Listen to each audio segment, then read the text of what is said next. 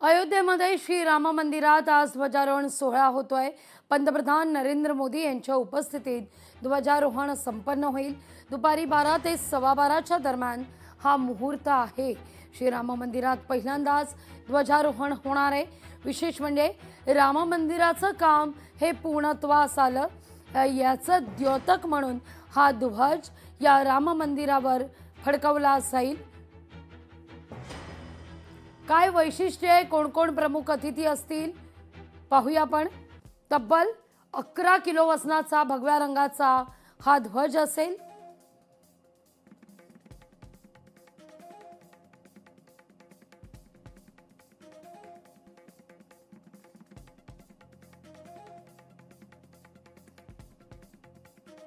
Parachute fabric पासून साकारण्यात आलेला आहे हा ध्वज।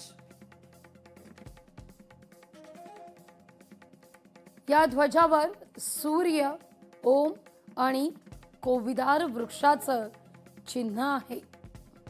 कोविदार हा अयोध्येचा राजवृक्ष, ज्याला कचनार असं देखील संबोधलं जातं।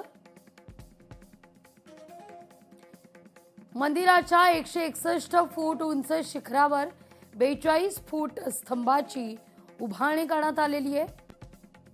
त्यावर 22 फूट लांब आणि 11 फूट रुंदीचा भगवा ध्वज फडकवला जातोय।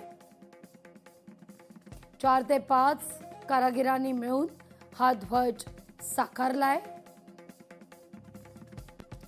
तीनही ऋतूंमध्ये ध्वजाला काहीही होणार नाहीये अशा पद्धतीनं हा ध्वज साकारण्यात आलाय।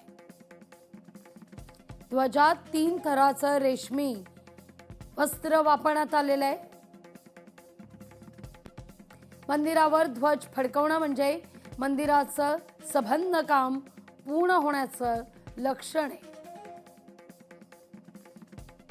राम मंदिरावर ध्वजाची लोकशाही मराठी ऐका, पहा, जागरूक रहा।